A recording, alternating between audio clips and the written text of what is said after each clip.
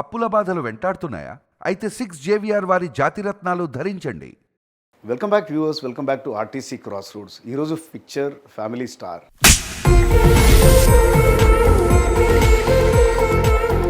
ఈ picture both Vijay Devarakonda అట్లాగే పరశురామ్కి ఇద్దరికి చాలా ఇంపార్టెంట్ మూవీ.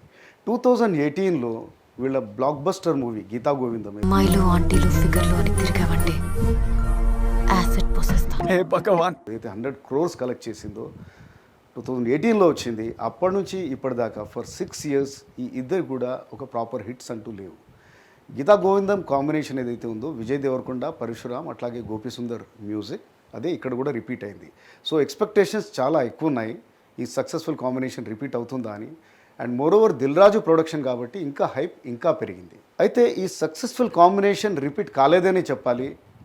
స్ట్రేట్గా పాయింట్కి వస్తే ఇది ఒక డిసప్పాయింట్మెంట్ బోత్ ప్రేక్షకులకి అట్లాగే హీరో అండ్ హిస్ ఫ్యాన్స్కి కూడా. ఇక స్టోరీ విషయానికి వస్తే ఇది చాలా రెగ్యులర్ ఫిల్మ్, అంటే అవుట్డేటెడ్ కూడా అనొచ్చు మనం.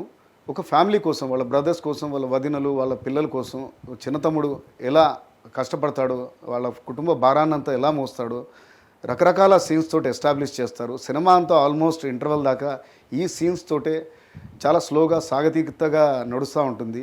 మధ్యలో హీరోయిన్ ఎంట్రీ ఉంటుంది. హీరోయిన్ వాళ్ళ పెంట్ హౌస్లో, వాళ్ళ ఇంట్లో ఉండే పెంట్ హౌస్లో చేరుతుంటాను. మై గాడ్, నేనైతే ఫుల్గా పడిపోయానండి మీకు.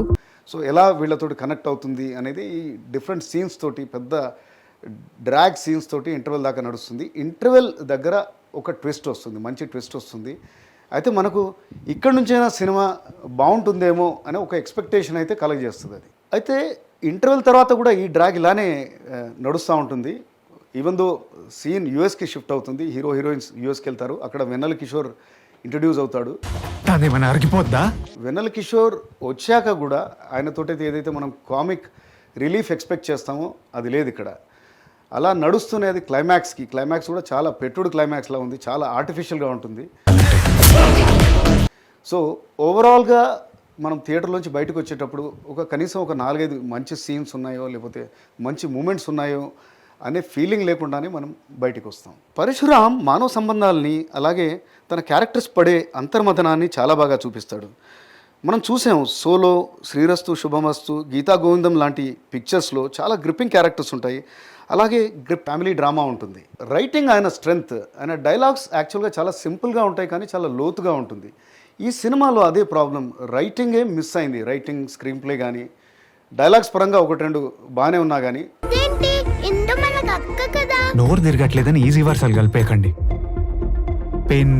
ఓవరాల్గా కథ వీక్ అయ్యేసరికి పిక్చర్ని అది నిలబెట్టలేకపోయింది. విజయ్ దేవరకొండ మెయిన్గా ఒక నిజాయితీ వల్ల వచ్చే పొగర్ని బాగా పోర్ట్రే చేస్తాడు.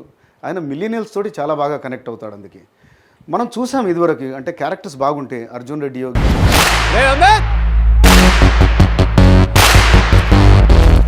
గీతా గోవిందము తన స్వాగ్ తోటి, తన స్టైల్ తోటి సినిమాల్ని లిటరల్గా భుజాల మీద మోస్తాడు. ఇక్కడ సినిమా కథ చాలా వీక్ అయ్యేసరికి తన ప్రెజెన్స్ కూడా దాన్ని కాపాడలేకపోయింది. గీతా గోవిందం సినిమాలో గోపి సుందర్ మ్యూజిక్ చాలా పెద్ద అసెట్ అయింది.